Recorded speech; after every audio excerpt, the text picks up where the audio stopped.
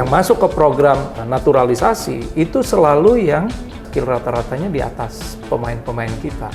Bahkan di atas pemain-pemain kita yang berada di luar juga. Dan ingat, ini bukan juga karpet merah langsung menjadi pemain nasional.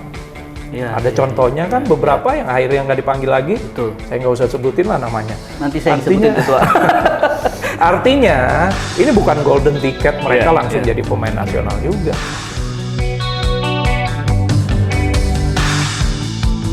Assalamualaikum warahmatullahi wabarakatuh. Halo Tribuners dan Sobat WK dimanapun berada. Jumpa lagi dengan saya Eko Priyono, manajer peliputan di Tribun Network. Kali ini saya bersama Pak Ahmed Zaki Iskandar. Beliau merupakan manajer Timnas Indonesia U20 dan U17 ya Pak? Ya. Pertama selamat dulu nih Pak. Juli Terima kasih Mas Eko. AFF juara. Ya. Dengan coach lokal kita Indra Safri. Terkait juara yang kemarin itu Pak, itu kan hanya batu lompatannya. Ya. Di depan mata ini ada kualifikasi Piala Asia ya. U20. Ya. Persiapannya sejauh ini gimana Pak? Baik, kalau untuk U20 persiapannya sudah sangat matang. Sekarang ini sedang dalam proses tahapan finalisasi untuk mengkerucutkan dari 30 nama menjadi 25 atau 23 nama nantinya, yang akan nanti didaftarkan di Piala Asia ini. Nah, tentu saja akan ada promosi dan degradasi lagi. Karena kan setiap event yang kita persiapkan itu pasti kita lihat performa terbaik dari pemain-pemain yang diseleksi. Nah, biasanya ketika dipanggil itu akan lebih banyak. Dari 40 menjadi 30, kemudian dari 30 menjadi 25, atau bahkan yang terakhir menjadi 23. Jadi sekarang ini pasti akan ada promosi dan degradasi. Tapi berdasarkan, semuanya ini berdasarkan pada pilihan pelatih. Untuk tim manajemen, kami ini mempersiapkan seluruh kebutuhan tim.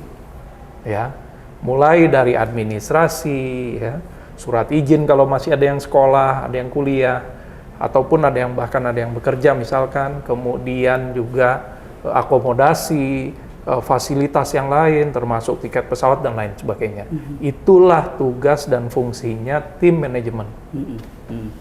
Nah, Pak Zaki sendiri ditunjuk PSSI bulan Mei, sekitar bulan Mei sebagai manajer. Ketika mendapat kepercayaan itu, apa yang pertama di benaknya Pak Zaki? Tentu ini menjadi tanggung jawab yang sangat besar, karena pada saat ini sepak bola tim nasional kita sedang dalam progres yang sangat luar biasa positif sekali, ya. Begitu juga dengan animo masyarakat terhadap iklim sepak bola kita pada saat ini.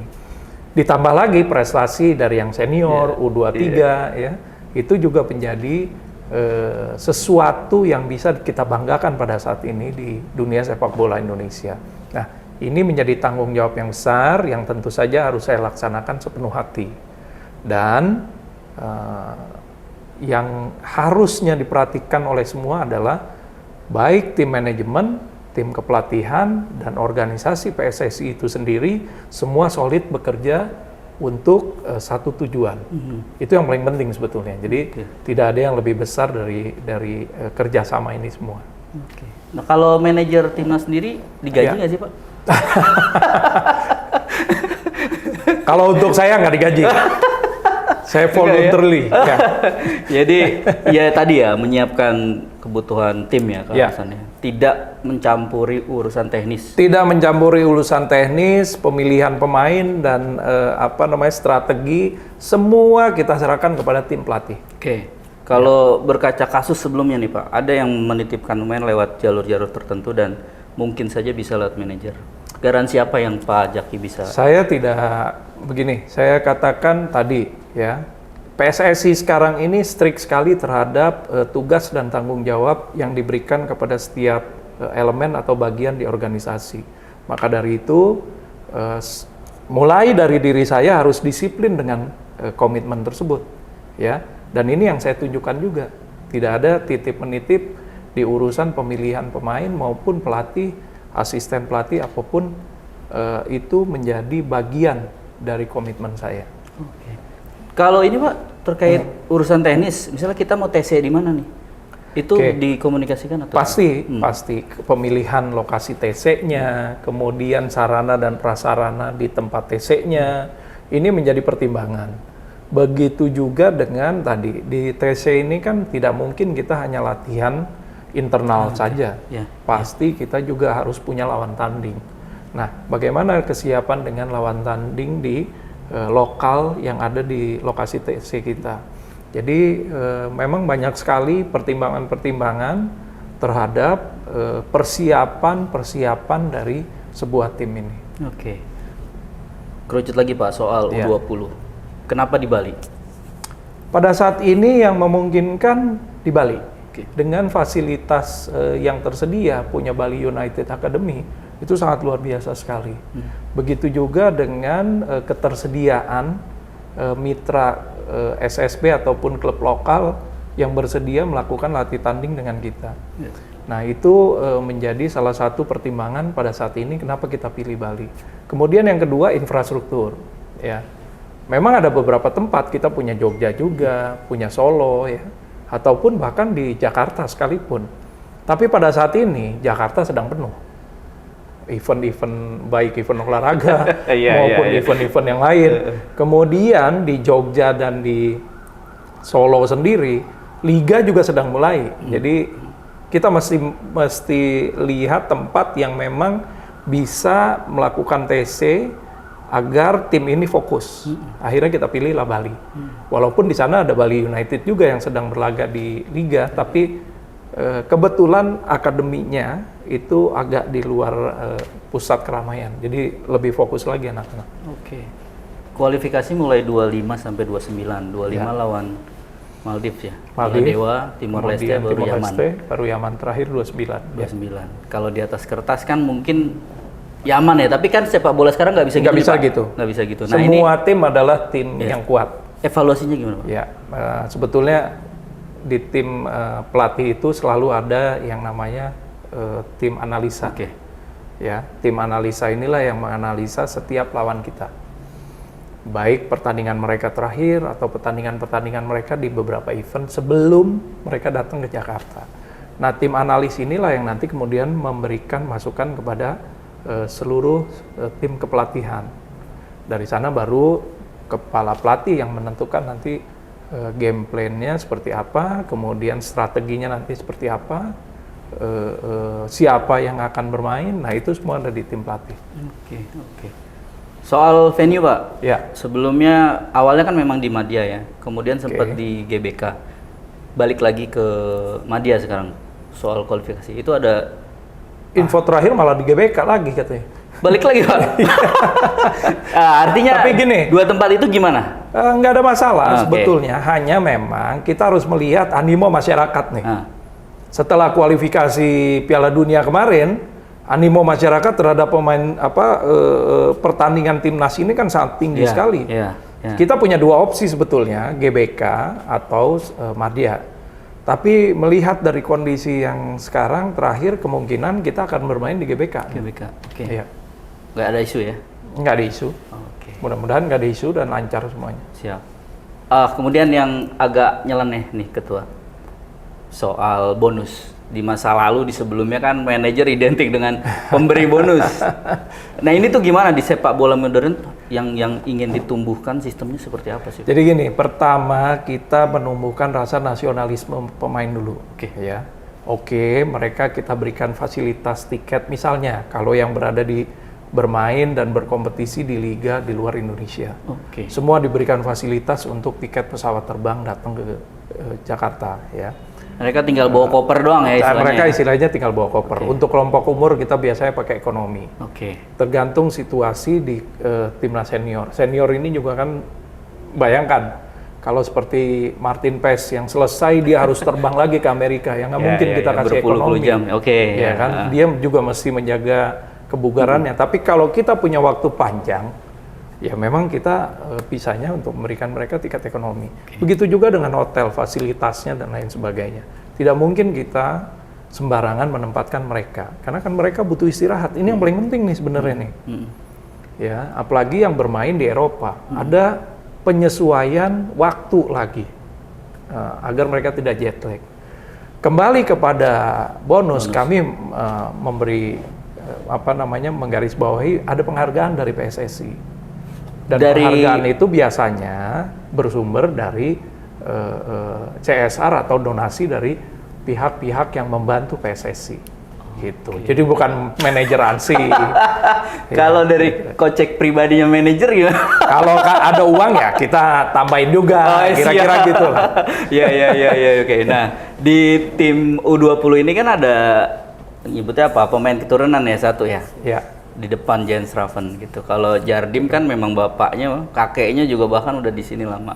Welber ibunya emang orang Indonesia. Iya, orang Indonesia. Terus kemudian ada beberapa yang memang orang Indonesia, pasportnya lahirnya di luar. Ya. Nah, kehadiran mereka menurut Pak Ketua? Gini, sebetulnya ini aset-aset kita. Saya bicara mengenai para keturunan Indonesia yang berada di luar. Itu bukan cuma sekedar atlet sepak bola aja. Iya, betul. Atlet-atlet yang lain banyak. Begitu juga misalkan ilmuwan ataupun akademisi yang memang kelahiran Indonesia atau lahir dari orang tua yang berasal dari Indonesia. Itu banyak sekali sebetulnya yang bisa kita manfaatkan. Apabila dengan setulus hati mereka mau ikut menjadi warga negara Indonesia seperti orang tuanya. Dan menjadi warga negara Indonesia juga buat mereka kan pasti ada tantangannya sebagai profesional ya. Terlepas dari apapun, itu resiko yang harus ditanggung oleh para pemain-pemain yang memilih membela dan menjadi warga negara Indonesia. Nah ini pun harus kita hargai. Jadi nggak serta-merta mereka itu begitu saja mendapatkan WNI-nya. Yang kedua, yang kita terima ini kan memang pemain-pemain atau atlet ataupun individu-individu yang memiliki kelebihan. Bukan cuma di dunia olahraga, tapi juga di dunia yang lain. Kembali ke sepak bola, tentu saja yang punya standar di atas rata-rata yang telah dinilai oleh tim pelatih. Ya kan? Jadi nggak serta-merta juga kita terima sembarangan. Yang masuk ke program naturalisasi itu selalu yang terpilih, ya, yang dianggap rata-ratanya skill rata-ratanya di atas pemain-pemain kita, bahkan di atas pemain-pemain kita yang berada di luar juga. Dan ingat, ini bukan juga karpet merah langsung menjadi pemain nasional. Ada contohnya kan beberapa yang akhirnya nggak dipanggil lagi. Betul. Saya nggak usah sebutin lah namanya. Nanti saya sebutin ketua. Artinya ini bukan golden ticket mereka langsung jadi pemain nasional juga. Mungkin pada saat dipilih, dalam kondisi performa yang baik, emosi yang stabil. Tapi dalam perjalanan tiba-tiba menjadi perubahan, ya kan kita juga punya penilaian sendiri. Kalau dalam perjalanannya tidak memungkinkan lagi menjadi pemain nasional, ya sudah. Itu menjadi resiko mereka loh. Artinya pada saat ini kita benar-benar bisa memanfaatkan aset-aset Indonesia yang ada di luar. Itu yang paling penting. Di U20 di U20 kan nggak terlalu banyak ya. Beda sama senior nih ketua. Nah ini saya mengarahkan ke kemarin ada kritik dari Pak Peter, kemudian Pak Rocky. Pak Peter belakangan mengakui kalau dia keliru mengkritik, memposting di medsosnya dia. Seberapa perlu keberadaan pemain naturalisasi ini untuk membuat level Indonesia tuh sejajar dengan negara-negara Asia? Gini, tadi yang saya bilang, semua pemain yang dipilih dengan program naturalisasi adalah pemain yang sudah dievaluasi, ya. Jadi nggak semuanya. Termasuk senior berarti ya? Termasuk senior. Begitupun juga yang di U20 ataupun di U16. Di U16 kita punya Matthew Baker, kita punya Josh Holong, ya. Ada satu lagi yang baru datang juga saya lupa, tapi nah ini adalah proses yang sangat ketat sekali yang dilakukan oleh tim pelatihan agar yang kita pilih ini benar-benar tadi yang bisa kita manfaatkan di dalam tim nasional kita, yang tentunya punya skill di atas rata-rata. Ya. Kalau ditanya seberapa perlunya, sebetulnya kalau ada talenta-talenta lokal, tadi kan di U19, U20 ini juga ada promosi degradasi lagi nih. Kita bisa lihat juga, Liga sudah bermain, sekarang ini banyak sekali klub-klub kita yang mempergunakan pemain-pemain antara 22 sampai 19 tahun untuk mengisi kuota pemain muda di dalam timnya. Yang diberikan menit bermain kurang lebih 45 menit. Nah ini kan menjadi salah satu bahan untuk evaluasi. Artinya, setiap talenta yang punya kemampuan di atas rata-rata dan fit terhadap keinginan pelatih, pasti akan dipanggil. Bukan cuma dari luar, tapi dari dalam negeri pun akan ada seperti itu. Oke, siap. Gitu. Karena kebutuhan tim ya tadi, permainan sekarang modern ini kan tentu membutuhkan pemain yang bukan saja memiliki skill di atas rata-rata, tapi juga memiliki pemahaman tentang sepak bola yang sangat luar biasa dalam. Pak Jaki kan sudah di timnas dan puluhan tahun membina sepak bola ya di Tangerang gitu. Menurut Pak Jaki itu kan sekarang sudah di dalam, gimana caranya membuka jalan para pemain ini untuk kita kompetisi di Asia? Misalnya kayak Korsel eranya Evan Dimas tuh, Wang Hichan tuh udah main di Inggris, tapi lompat dulu dia ke Jerman sebelum ke Inggris. Artinya itu federasi melakukan sesuatu. Nah, sepengetahuan Pak Jaki, roadmap-nya akan seperti apa? Pada saat ini di bawah kepemimpinan Pak Erik, federasi itu memberikan peluang yang sangat luar biasa sekali kepada pemain-pemain kita untuk bisa berkiprah di liga-liga luar negeri, ya. Tapi pilihannya kembali lagi kepada pemainnya, gitu. Ya, sekarang ya kita ada beberapa contoh yang pemain di luar negeri tapi nggak dapat minute of play, yang mumpuni. Nah itu akan kembali lagi kepada mereka. Kuat tidak mereka ditempa mental seperti itu. Dan mereka harus meningkatkan performanya agar mereka diberikan kepercayaan untuk bermain di klubnya mereka masing-masing. Artinya challenge itu akan lebih besar. Fasilitas yang kita berikan tentu saja jaringan. PSSI di bawah kepemimpinan Pak Erik kan sekarang jaringan cukup luas sekali. Ya. Dan bahkan ada beberapa pemilik klub luar negeri itu juga orang Indonesia. Kita bisa memanfaatkan itu. Tapi kembali lagi, mereka juga kan sebagai presiden klub akan bergantung kepada pelatih kepalanya. Apakah pelatih kepalanya ini memang bisa mengakomodir pemain-pemain dari Indonesia tersebut, walaupun mereka juga diaspora ya, atau tidak? Nah itu kembali lagi kepada skill dan juga kemampuan individu dari pemain tersebut. Nggak bisa otoriter, nggak bisa otoriter, gitu. bisa langsung masuk diterima, nggak bisa begitu dan harus dimainkan. Pasti pelatihnya juga punya komitmen dan juga punya ego sendiri. Karena menyangkut reputasi dia. Menyangkut reputasi dia dan juga kebutuhan tim. Itu. Bola ini kan 11 yang main, bukan cuma. Siap. Pak Jaki, kemudian soal U20. Kaviatur dan Jidabin itu nggak cedera kan ya, kemungkinan nggak bisa tampil gitu. Ngelihat ini kan banyak pemain gitu, tapi ngelihat kehilangan sosok mereka tuh gimana? Untuk sekarang ini kita punya beberapa pelapis, ada Vigo, ada Tony. Ya. Kemudian ada beberapa pemain baru juga yang kita kemarin lakukan seleksi dan sekarang juga sudah masuk. Jadi untuk beberapa pos, hampir seluruh pos itu tersedia opsi-opsi buat pelatih. Jadi sekarang ini kita nggak perlu khawatir sebetulnya, karena aset kita banyak. Nah, saya harus lihat catatan nih Pak Ketua. Soal 3 pemain yang pemain asing ya? Bukan pemain asing dong.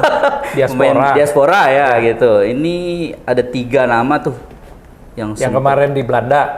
Tim Geipen, Hinoke Muresmo, Dion Mark.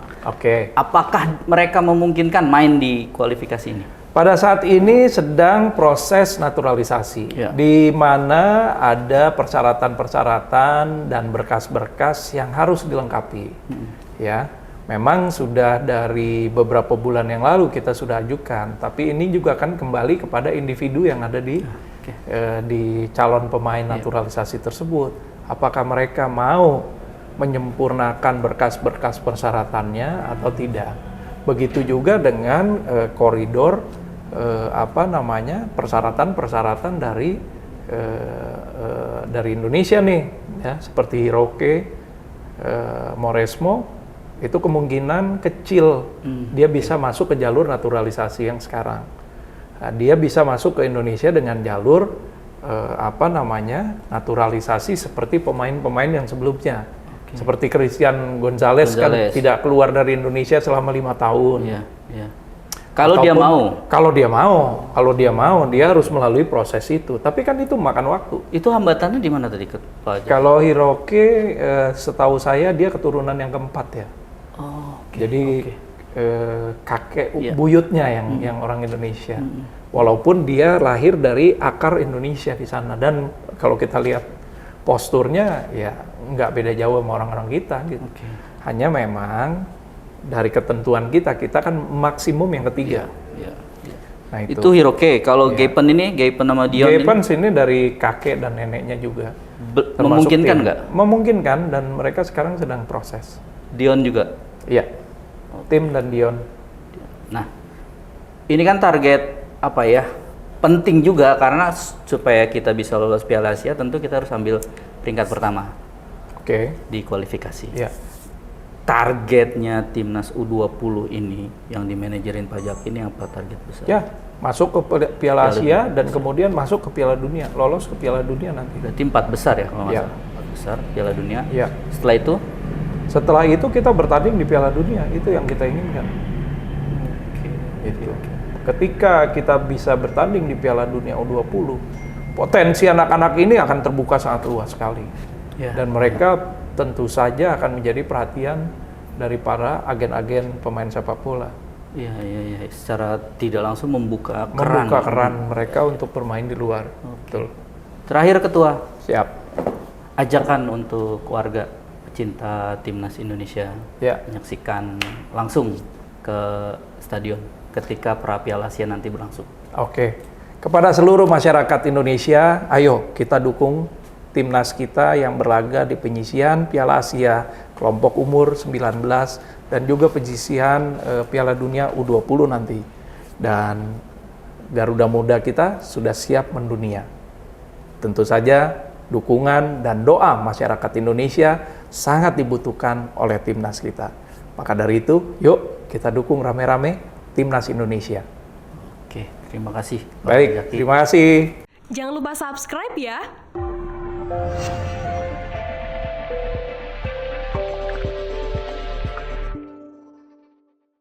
Jangan lupa subscribe ya.